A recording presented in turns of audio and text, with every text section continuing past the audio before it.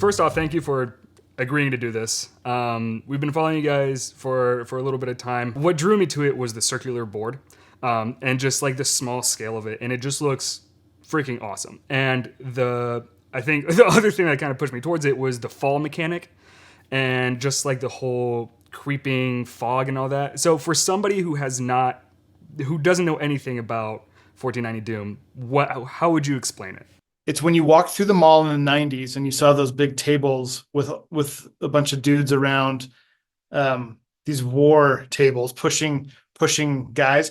This is like that on a small scale. When I was a teenager, I used to walk through those. And I'm like, this looks so cool, but so complicated. And I'm like, I'd love to get into that someday. No money. And then finally, I'm 42 now, and now I'm into it. So it's basically 1490 Doom is a small skirmish game. It's a tabletop game, which is not like a board game. A board game has everything that comes in a box. Ours is as big or small as you want. So you can build your own towers, castles. It's played on a round 2x2 circular board. And you control a Doom company, which consists of 3 minis or like 3 models. And so it's really not too hard to get into the game because you only need 3 models, and you can use them from other games. You can make your own. People call it kit bashing. Or we now are selling the minis on our Game Found. And so you're basically trying to get away from the low ground and climb and be the last man standing at the top of the highest peak of the game board to escape the creeping death and to scavenge whatever resources are left by the people who have died in that fortress or castle. Dude, yeah, hell yeah. So, so why did you pick 1490 as the year? I know it's full of castles, but why specifically? Yeah, I really liked how it looked written down, and it rhymes with 1492. A little bit of lore with Columbus that's been written in right now, but there'll be a lot more in the future expansions.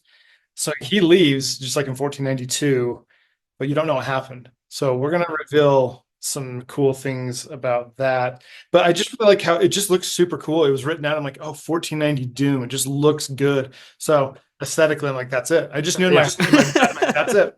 How did you come up with this? Because I've listened to some of your stuff, and you said that originally it was just you that came up with it, and then you grabbed on one of your partners to kind of help flesh things out. But how did you come up with this? Why did you want to make this game?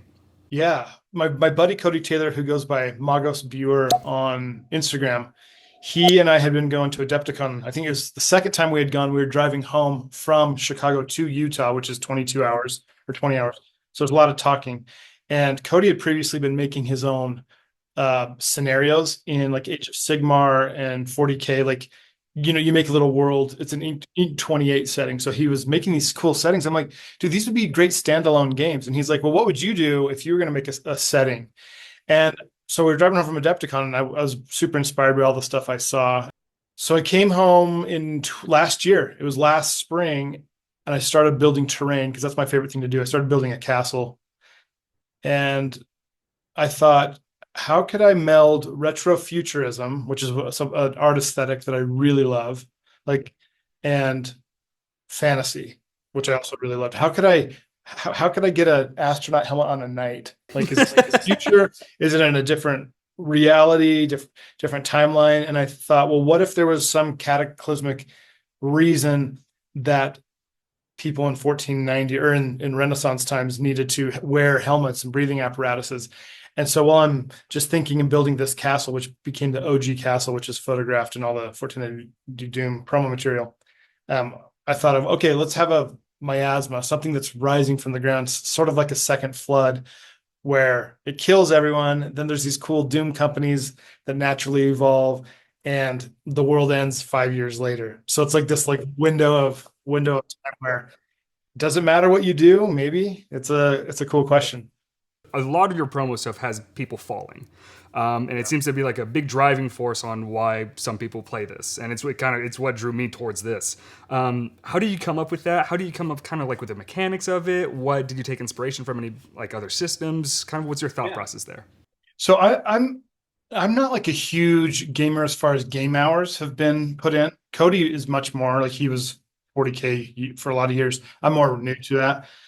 One thing I didn't love about 40K was how many rules there were. There was so many options. And then I tried Kill Team, and I'm like, this will be way simpler. And then I'm like, no, there's just still prep for 3 hours to play a 2 hour game. That that ratio is like not okay. Yeah, yeah, yeah. 3 kids, I'm married, I'm busy. Like Yeah. that's just not happening.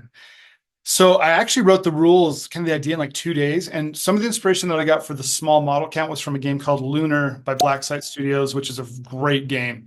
It's a game on the moon as if the Cold War never ended. And so there's US, Russia, China, all these different factions are up there like mining and fighting, and it's so fun. So I wanted low mini count and I wanted super simple rules.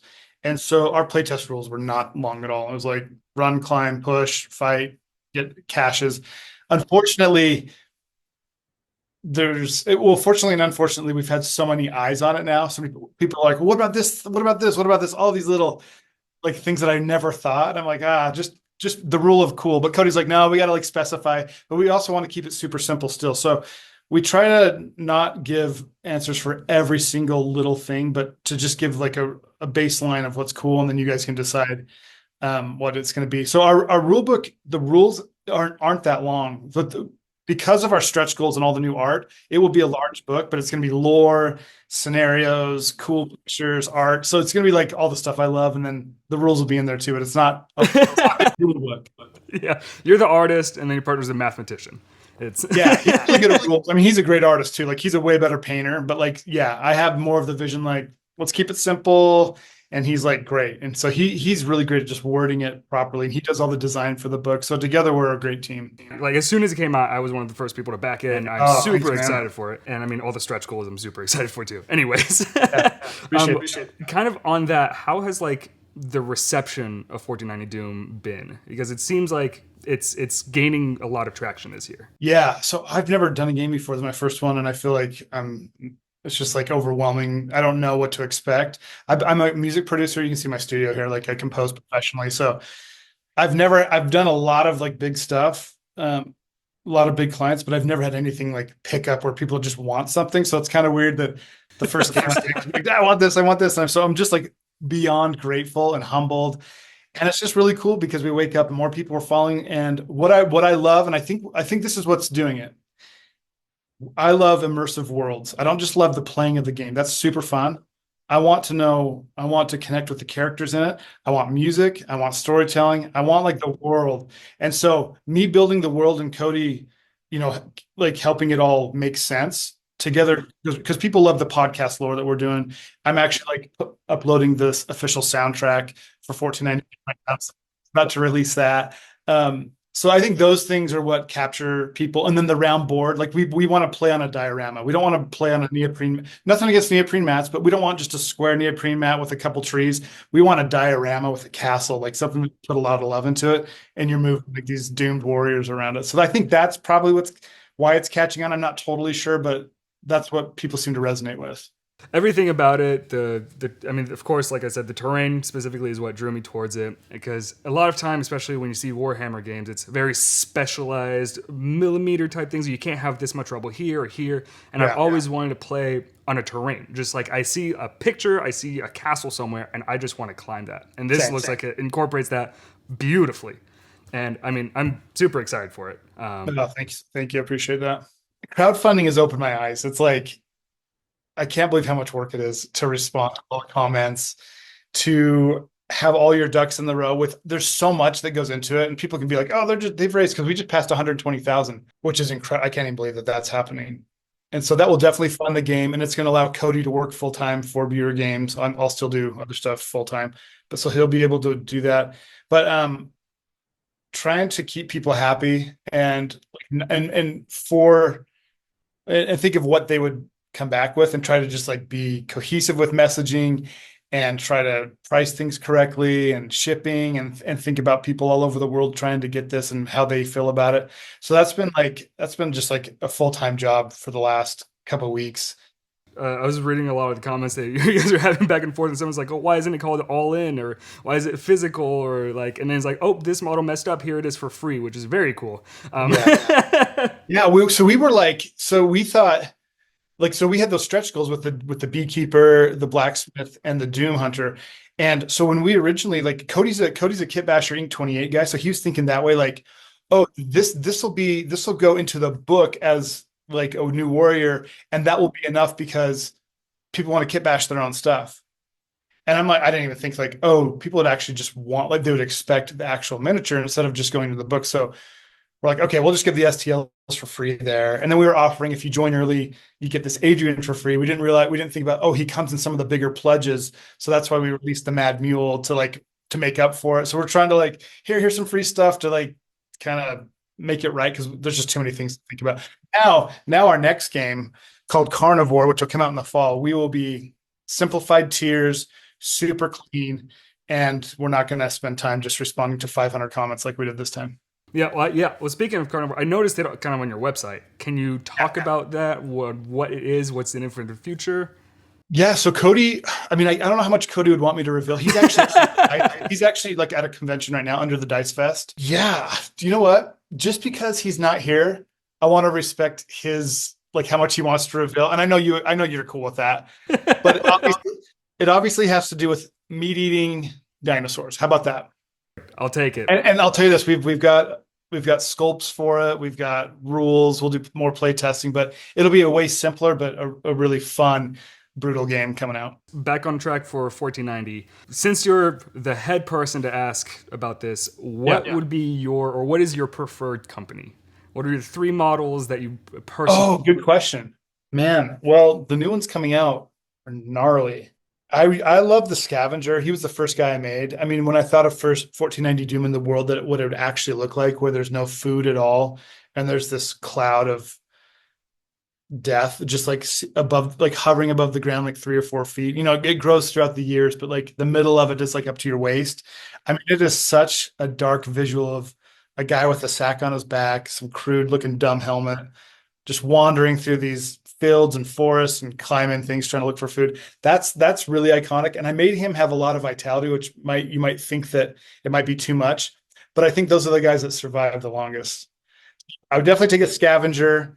And then I really like the Warrior Priest. I love the religious aspect of how much it affected Europe at the time. So I think a Warrior Priest is awesome. And then probably the Fighter, I think.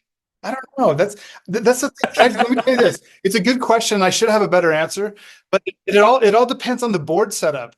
And that's the people like, what's the best list? Like, there's no best list because if you have one tower in the middle and everyone's going to do combat there, then you take a brute and you take a fighter and you take a priest to heal them. If it's all spread out and there's all these different towers where you're going to get then you take a saboteur and you take a scout. So it's like, it's really hard to answer because there's no meta where it's like, this is the best list. It can't exist because every board is so different. Yeah, I think that I appreciate a lot, because a lot of the time when I play games, there's a meta, and metas, in my opinion, kind of ruin some of the fun. That's why I left Legion. I just like, I love the world and I love the models and the boards, but I'm like, I don't know. It was just too much. And it was like, this is the best list. Now this is the best list. Yeah. Yeah. Awesome. Well, with that, that's all the questions I had. Yeah. I'm super excited for the game time to finish, and for the STLs to come in so we can start printing and playing. Super excited about that. But yeah, I mean, thank you again for joining me. Dude, you're so welcome. Bro, this has been awesome, dude. Dude, well, thank you so much. Really appreciate it, because I mean, this is kind of why I started doing this, just to show people like your whole company and your whole thing, just to bring it out there. So I really appreciate you doing this. Awesome. So that's great. Sweet. I got you, dude. You're a stud, brother. Right on. Thanks, man. Okay, see you, bro.